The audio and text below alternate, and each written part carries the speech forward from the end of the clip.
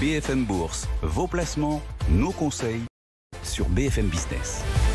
Et on continue de vous conseiller avec quelqu'un qui a le moral, il vient de nous le dire, je ne sais pas si vous l'avez entendu en direct, c'est Philippe Gourdelier, que vous connaissez bien désormais, Patriméa, il vient de nous rejoindre. Bonjour Philippe. Bonjour Guillaume. On va essayer d'apporter alors quelques idées pour aider nos téléspectateurs et auditeurs à mettre en œuvre, réaliser leurs bonnes résolutions pour 2021. On va se mettre dans la peau. D'abord peut-être des investisseurs boursiers. Comment éviter de trop me faire surprendre par les variations de marché en 2021 ? Quelle bonne résolution est-ce que je dois prendre pour éviter de subir la volatilité en bourse ? Eh bien, pour ne pas subir la volatilité en bourse, on essaye de mettre en place un principe assez simple qui existe depuis longtemps. On investit au fil de l'eau. Alors, c'est difficile de le faire sur un compte titre ou un PEA de façon automatique, mais sur une assurance vie ou un plan d'épargne retraite, un PER, on peut le faire via quelque chose qui s'appelle des versements programmés. Donc, tous les mois, par exemple, on définit un montant que l'on investit sur des supports bien précis et on se dit, bah voilà, de façon automatique, je vais investir 1 000 € par mois sur mon contrat d'assurance vie ou sur mon PER. On a fait un petit calcul chez Patriméa. Imaginez que quelqu'un ait fait ça tous les premiers du mois, donc 1er janvier, 1er février de l'année, eh bien, il aurait lissé son investissement sur le CAC 40 et il serait investi à hauteur d'un niveau du CAC 40 à 5 000 points. Aujourd'hui, on est à 5 500 points, donc il aurait gagné 10% juste en lissant son investissement tous les mois et en se forçant à investir sur les marchés tous les mois. Bon, en même temps, la période que vous prenez, c'est une période où les marchés ont progressé, donc ça marche mieux quand ça progresse. On rappelle, la bourse, c'est un investissement de long terme. Raison de plus de réaliser des investissements programmés, ça peut être une bonne résolution, puisque dans la durée, ces investissements programmés permettent justement de lisser ces risques. Exactement. C'est aussi l'idée. Bien, on se met dans la peau de ceux qui ont des enfants et qui, compte tenu de la crise, souhaitent peut-être épargner pour leurs enfants. Justement, question, enjeu, d'actualité. Quelle bonne résolution pour eux en 2021 ? Alors encore une bonne résolution pour les enfants des épargnants. De plus en plus, les investisseurs veulent préparer l'avenir de leurs enfants. Alors il y a 5, 10, 15 ans, on disait d'ouvrir un contrat d'assurance vie pour ses enfants, de prendre date. C'est toujours le cas, mais depuis 1 an, on a eu la loi Pacte qui a introduit le plan d'épargne retraite. On en entend de plus en plus parler, donc le PER. Et là, il y a un petit quelque chose à faire sur ce placement pour ces enfants. Pourquoi ? Parce que lorsque vous ouvrez un PER pour le compte de vos enfants... Attendez, vous conseillez d'ouvrir un plan d'épargne retraite pour le compte de vos enfants, exactement. Bon. Eh bien... lorsque le père ou la mère investit dans le PER de l'enfant, il obtient une déduction fiscale pour ses impôts, donc il obtient une réduction d'impôts. Mais en plus, il permet à l'enfant, lorsque cet enfant va acheter sa résidence principale, de débloquer les fonds. Alors je précise bien que beaucoup de parents ne souhaitent pas transmettre jeunes de l'argent à leurs enfants parce qu'ils ne savent pas ce que l'enfant va faire avec cet argent. Oui. Est-ce qu'à 18, 19, 20, 25 ans, cet argent ne va pas être dilapidé par l'enfant ?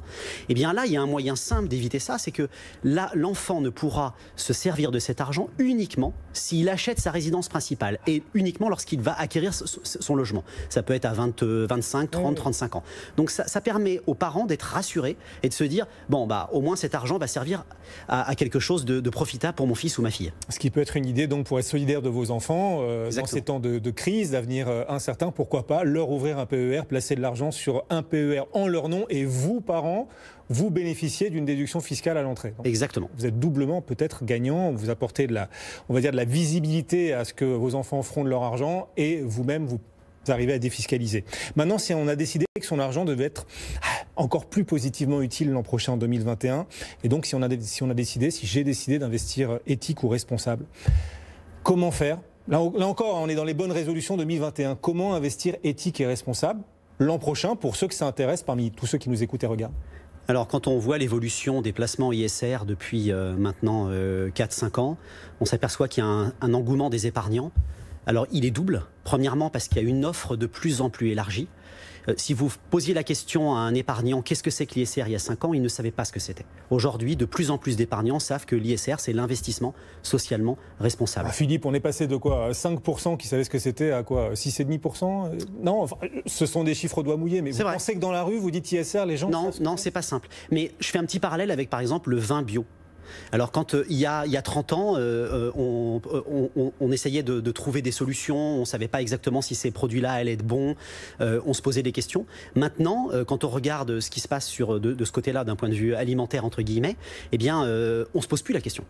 on ne se pose plus la question. Donc je pense que l'ISR va prendre la même démarche, c'est-à-dire que de plus en plus, on ne va plus se poser la question parce que de toute façon, on va avoir le choix et on va aussi pouvoir investir parce qu'on va avoir des offres. Les banques vont permettre d'investir dans des fonds responsables. Preuve en est, c'est qu'il y a 2 ans, on avait 250 fonds labellisés ISR. 250. Aujourd'hui, on en a 550. La loi Pacte a introduit une obligation d'avoir des fonds labellisés ISR dans les contrats d'assurance vie des épargnants, ce qui veut dire que les épargnants vont y aller petit à petit. Donc, je pense que c'est positif pour l'épargnant, c'est positif pour l'ensemble de la profession financière.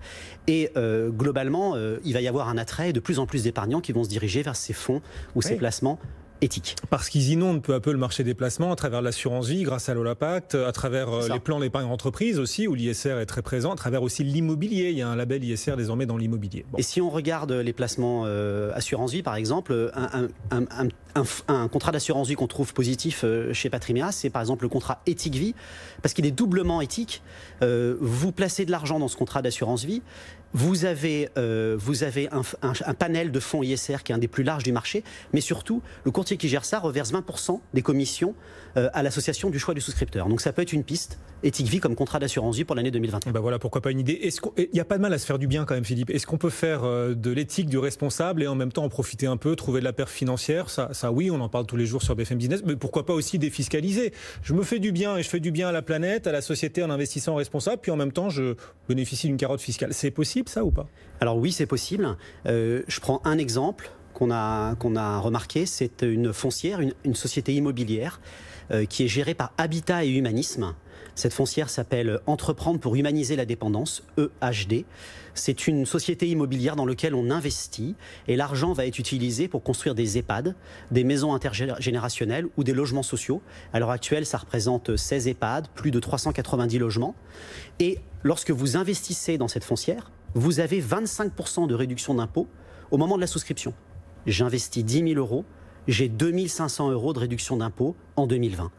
Donc, vous permettez d'humaniser la dépendance, de construire des logements sociaux, des EHPAD, et en même temps, vous avez un avantage fiscal, et avec un peu de chance, vous allez revendre vos parts dans 5 ans, puisqu'il faut au minimum les détenir 5 ans, avec une plus-value, puisque l'éthique ne veut pas dire non plus, ne signifie pas non plus moins-value. Ah non, c'est pas de la philanthropie. Hein. Exactement. Ah non, bien sûr, on fait un geste, mais derrière, on peut aussi trouver de la rentabilité financière, pourquoi pas aussi des carottes fiscales, des avantages fiscaux, et finalement, c'est un cercle vertueux aussi que ces avantages fiscaux permettent de mettre en place. Merci beaucoup, Philippe Gourdelier. Voilà, c'est quelques résolutions, bonnes résolutions que vous pourriez vouloir prendre pour vos placements en 2021 et des clés pratiques justement pour passer à l'acte. C'est important.